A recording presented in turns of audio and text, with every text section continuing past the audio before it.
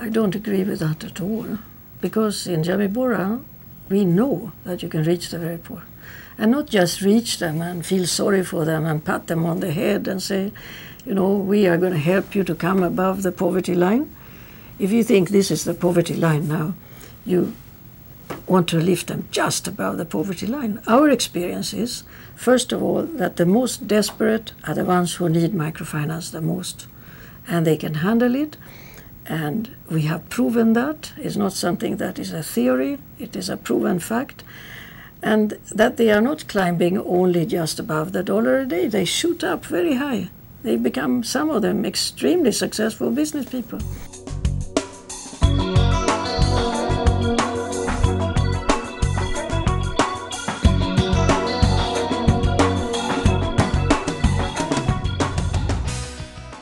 Early 2001, we were 1 year and a few months old.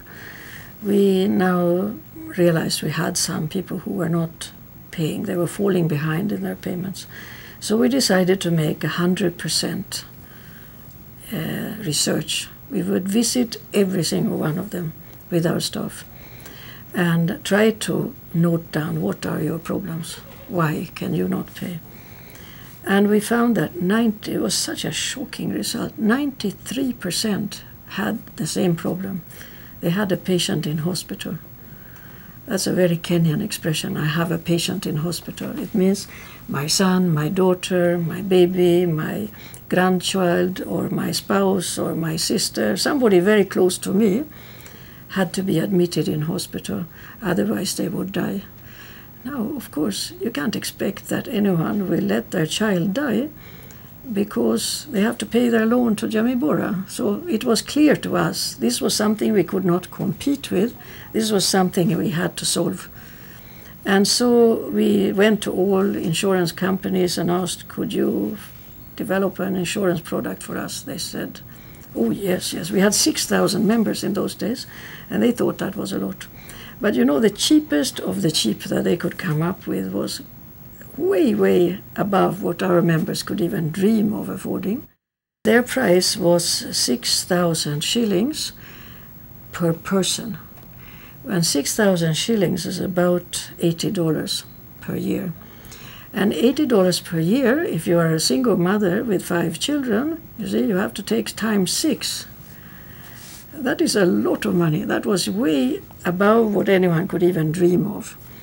Now we then decided we start our own in-house product. Everybody told me, now Ingrid, you are really killing this beautiful organization. This will pull you down, it will not work.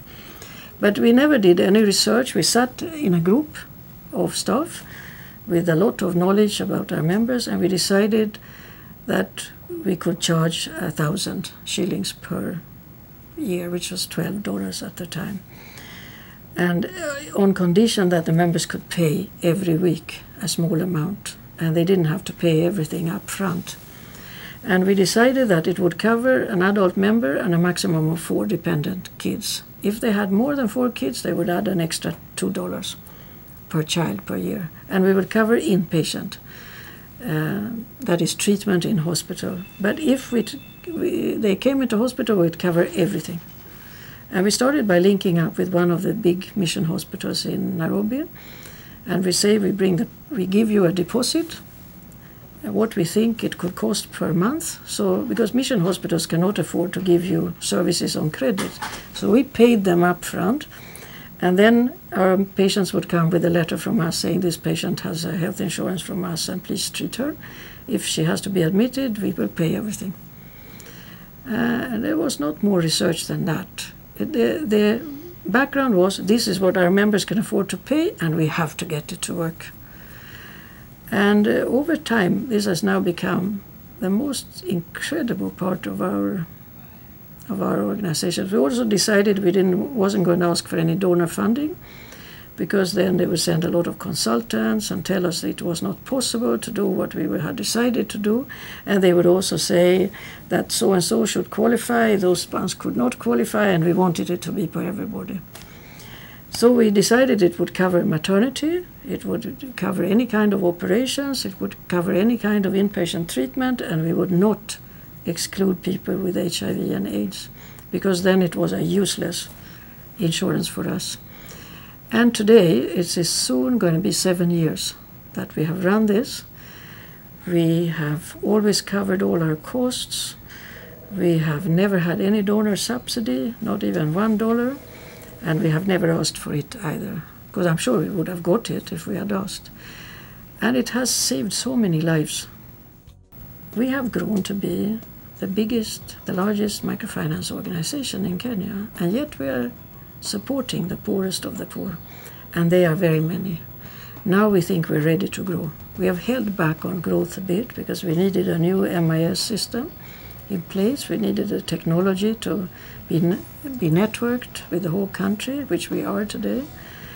And we have reached 25% of all the households in 2 of Kenya's worst slum areas, Mathare Valley and Huruma, next to each other. So we have said, now let's make that our target for the whole country. So our target is to reach 25% of the households, 1.5 million households in 10 years. But many of us think we should reach that goal earlier than those 10 years. And we think it's possible.